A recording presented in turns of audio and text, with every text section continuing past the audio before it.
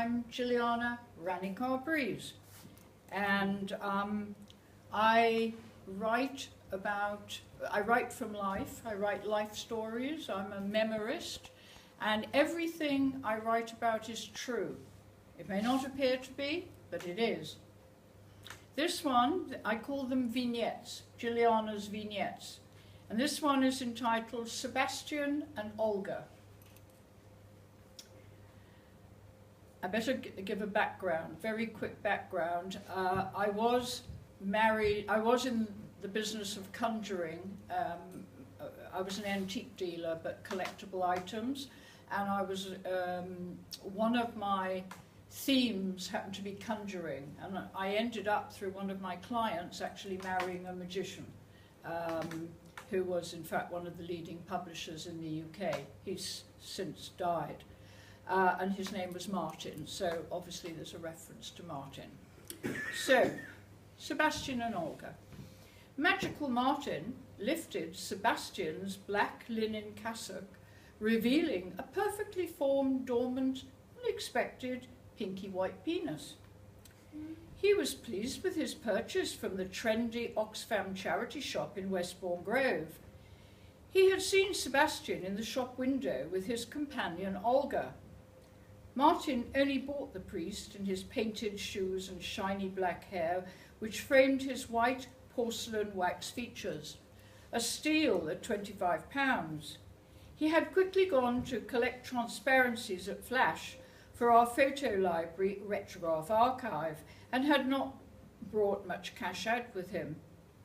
I loved and approved of Sebastian, a priest fitted in perfectly with our eccentric Edwardian house and was accepted into Dummylandia, supervised by Baden, a life-size ventriloquist dummy, complete with his green cap and whistle.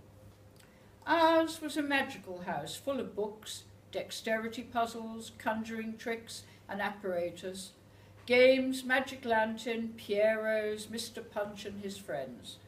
A majestic pastoral portrait of Jilliana cradling the American radio dummy Charlie McCarthy by the artist Joe Brocklehurst, famous in the 80s for her punk pastorals, hung in the lounge overseeing Baden.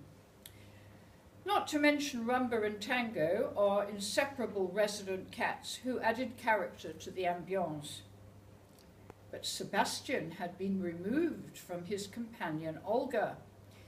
Left in the Oxfam window, he heard her cry.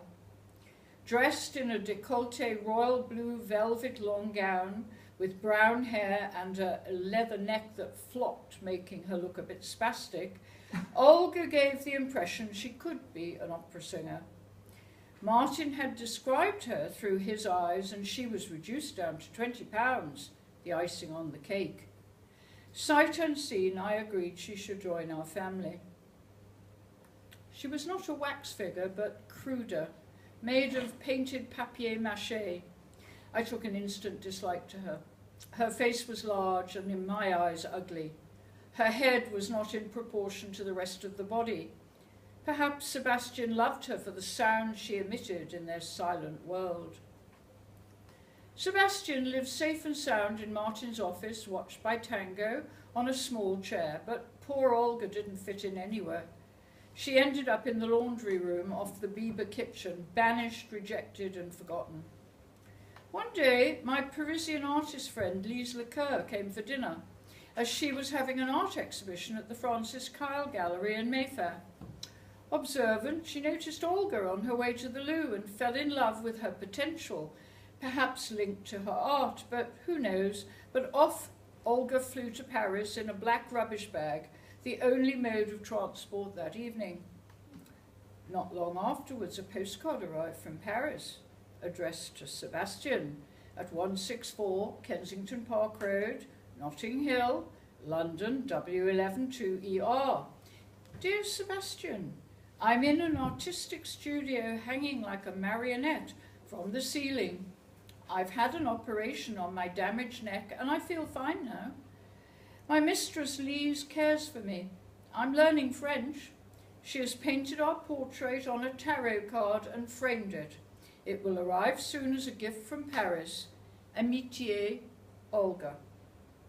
Today, the painting of Olga and Sebastian hangs in its glory, gracing my Brighton lounge, frozen in time. A moment to cherish. I know the whereabouts of Olga, suspended in time in Paris, but Sebastian has disappeared forever, and Martin is no longer with us. The lingering question, where do wax priests go? Oh, wonderful. Yeah, that's